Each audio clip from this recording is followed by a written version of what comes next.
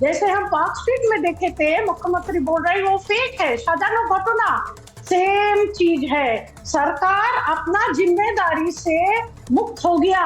सरकार अभी आरोपियों को, दोषी को, अपराधी को बचाने में लग गया है। और सरकार का एक पेड क्रिमिनल जो होते हैं वो है आपका सिविक वॉलंटियर, जो बंगाल में है। वो सरकार के लिए सब कुछ करते हैं। वो पुलिस ना होते हुए भी पुलिस का काम करने लगता है, यहाँ वहाँ घुस जाते हैं। देखिए, मैं आज भारती जी एक चीज बोलना चाह रही हूँ, मैं एक चीज बोलना चाह रही हूँ कि आज कोर्ट में ये भी मांग उठी कि क्यों नहीं डीजीपी को हटाया जाए।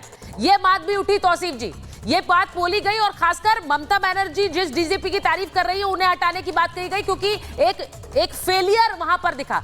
आज सुप्रीम कोर्ट का लहजा बहुत सख्त था। मैं खुद सुप्रीम कोर्ट में मौजूद थी आज, और आज बहुत सख्त लहजा था, मैं आपको बताऊं तौसीफ जी, क्योंकि बार बार ये पूछा जा रहा था, शुरुआती सवालों से की गई, देर में एफआईआर क्यों, इतनी देर से जानकारी परिवार को क्यों, ये संदीप घोष पर क्या कार्रवाई कर रही है आपकी सरकार, अभी तक क्यों नहीं की, ये पूछा गया।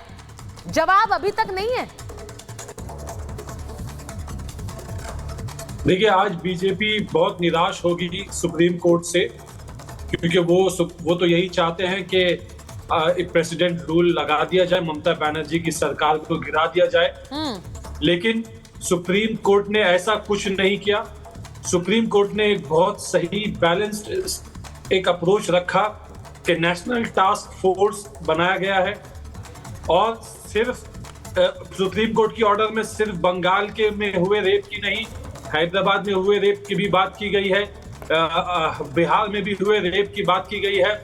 सुप्रीम कोर्ट ने बात की है जो देश भर में डॉक्टर्स के साथ में, महिलाओं के साथ में ये जो रेप हो रहे हैं, जो क्राइम्स हो रहे हैं, ऐसे घटना बढ़ते ही जा रहे हैं, उसका क्या सोल्यूशन निकाला जाए।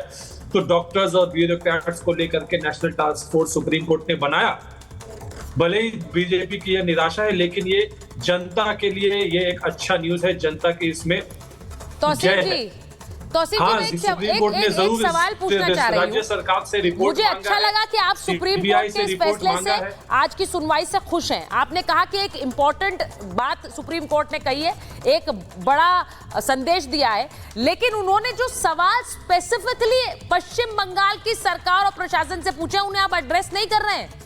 मैंने आपसे कहा कि सुप्रीम कोर्ट में मौजूद थी, मैंने शुरुआत ही आज चीफ जस्टिस ने अपने संबोधन की इसी बात से की कि इस पूरे मामले में हमने स्वतः संज्ञान लिया है, क्योंकि ये देशव्यापी है। और उन्होंने ये कहा कि एफआईआर देर में क्यों हुई, उसका जवाब नहीं है सर। एफआईआर क्यों इतनी देरी में की गई, इतनी देर तक क्या कर रहे थे, क्या छुपाने की कोशिश हो रही थी, उसका सीधा मतलब ये बनता है। कहा कि सुप्रीम कोर्ट ने राज्य सरकार से रिपोर्ट मांगा है, साथ ही सीबीआई से भी रिपोर्ट मांगा है कि 6 दिन से जो वो जांच कर रहे हैं उन्होंने इसमें क्या किया है। देखिए, एक बहुत महत्वपूर्ण सवाल उठता है कि इतने दिन से जो कस्टडी में है सीबीआई के जो मेन अक्यूज, उसकी आज तक नार्को टेस्ट क्यों नहीं हुई। 3 दिन वो व्यक्ति कोलकाता पुलिस के कस्टडी में था, उसमें सवाल उठाया गया कि उसकी नार्को टेस्ट होनी चाहिए, लेकिन 6 दिन से वो सीबीआई की कस्टडी में। तो क्या सीबीआई इस केस को क्रैक कर चुकी है कि उसके अलावा कोई और जो है इस केस में शामिल नहीं है? क्या सीबीआई ये क्रैक कर चुकी है केस? अगर वो कर चुकी है तो वो जनता को इसका जवाब दे। सीबीआई क्या छुपाना चाह रही है, यही तो सवाल है। कोलकाता पुलिस के ऊपर में या राज्य सरकार के ऊपर में बिल्कुल सही जवाबदेही बनती है, और सुप्रीम कोर्ट ने रिपोर्ट मांगा है, और ये सही है, ममता सरकार को इसका रिपोर्ट सुप्रीम कोर्ट में जमा करना पड़ेगा। लेकिन ये जो आज जो हम इकट्ठा होते हैं जस्टिस के लिए, न्याय के लिए, आरजी कार में जो पीड़िता है उनके साथ न्याय कब होगा? क्या इस एक व्यक्ति के अलावा और भी कोई शामिल थे? उसको लेकर के सीबीआई ने क्या जांच किया? एक छोटा सा उदाहरण दे रही हूँ, डीजीपी सर को इसके बाद लूंगी। वरुण जी भी जुड़ गए हैं, जरा वरुण जी को भी वो सुनाऊंगी कि आज एक बयान उनके नेता ने भी दे दिया, जिस पर मुझे नहीं पता कि मैं किस तरह रिएक्ट करूं, लेकिन वरुण जी रिएक्ट करेंगे। लेकिन तौसीफ जी, एक बात आप सुनिए, आज जब ये पूछा गया कि आरजीकर अस्पताल में डॉक्टरों को सुरक्षा कौन देगा, तो पश्चिम बंगाल सरकार की तरफ से वकील कपिल सिब्बल जी ने कहा कि सुरक्षा देगी पुलिस, और उसको लेकर जब वहां पर सॉलिसिटर जनरल ने कहा कि नहीं, वो नहीं दे सकती है सुरक्षा, लोग छोड़ कर जा रहे हैं, इसमें सीआईएसएफ को लगाइए, तब वहां पर कहा गया कि सेंट्रल फोर्स ही वहां पर डिप्लॉय होगी। अब ये क्या एम्बैरेसमेंट नहीं है किसी स्टेट गवर्नमेंट के लिए? मुझे ये बता दीजिए, क्या ये एम्बैरेसमेंट नहीं है? राज्य सरकार उसके लिए अग्री किया। नहीं, अग्री किया मतलब उस पे अग्री नहीं किया सर, इसमें पक्ष पूछा नहीं गया स्टेट गवर्नमेंट का, ये पक्ष पूछा नहीं गया। अग्री किया है क्योंकि नहीं डॉक्टर्स जो है अपने प्रोटेस्ट वापस अग्री किया मतलब क्या है? पूछा गया था क्या? अपना काम चिकित्सा शुरू करेंगे। नहीं तौसीफ जी मुझे बताइए, अग्री कैसे किया? डॉक्टर्स अपना चिकित्सा शुरू करेंगे, सीआईएसएफ आ जाएगी तो स्टेट नहीं तौसीफ जी आप ये क्यों कह रहे हैं?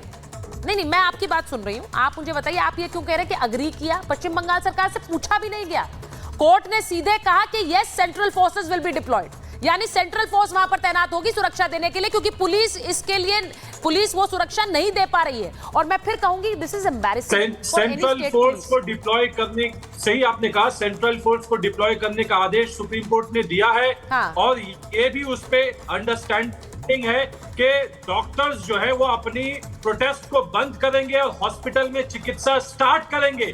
और स्टेट गवर्नमेंट के जो लॉयर थे, जो काउंसिल थे, हाँ। उन्होंने इस बात पे अग्री किया कि हाँ आप सीआईएसएफ का डिप्लॉयमेंट लगा दो।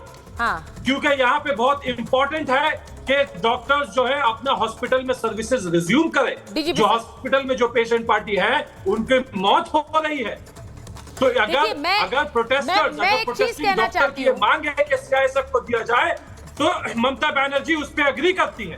मैं एक चीज कहना चाहती हूं डीजीपी सर, आप इसे कैसे देखते हैं? क्योंकि वहां पर एक पुलिस है और मुझे लगता है कि हर पुलिस फोर्स अपना जो काम है वो एक डिलिजेंस के साथ करती है, लेकिन इसके बावजूद कोर्ट का ये कहना कि सेंट्रल फोर्सेस को वहां डिप्लॉय करो, यानी कि इसका सीधा मतलब यह है कि सुरक्षा को लेकर एक प्रश्न चिन्ह बना हुआ है। क्योंकि कोर्ट ने आज ये भी पूछा कि उपद्रवी घुस गए थे, वहां पर पुलिस क्यों नहीं रोक पाई उन्हें? आपका प्रश्न बिल्कुल वाजिब है सुचरिता जी, क्योंकि इसके पहले भी देश में जब आंतरिक सुरक्षा के ऐसे गंभीर प्रकरण उठे थे तो केंद्र ने और या सुप्रीम कोर्ट ने यह आदेशित किया था कि पैरामिलिट्री फोर्स लगाया जाए। आप याद करें इलाहाबाद हाई कोर्ट में एक हल्ला बोल हुआ था 1991, तब भी सुप्रीम कोर्ट ने कहा था पैरामिलिट्री लगाई जाए। और राज्य को ये विकल्प नहीं है, राज्य की सहमति नहीं होती है, राज्य को आदेश दिया जाता है, आदेश का अनुपालन राज्य का काम है, वरना कंटेम्प्ट ऑफ कोर्ट में बड़े गंभीर दूरगामी परिणाम राज्य सरकार के लिए हो सकते हैं। इसलिए सुप्रीम कोर्ट ने देखा कि स्थानीय पुलिस बिल्कुल निष्क्रिय और बिल्कुल भी किसी मामले में उपयुक्त नहीं थी वहां सुरक्षा के लिए। उसके मद्देनजर सुप्रीम कोर्ट ने आदेश दिया था और राज्य की सहमति नहीं, अनुपालन मांगा गया था। और अनुपालन नहीं करेंगे तो उसके बारे में मैं कौन होता हूं कहने वाला, लेकिन विद्वान पहले से समझ सकते हैं कि सुप्रीम कोर्ट के आदेशों की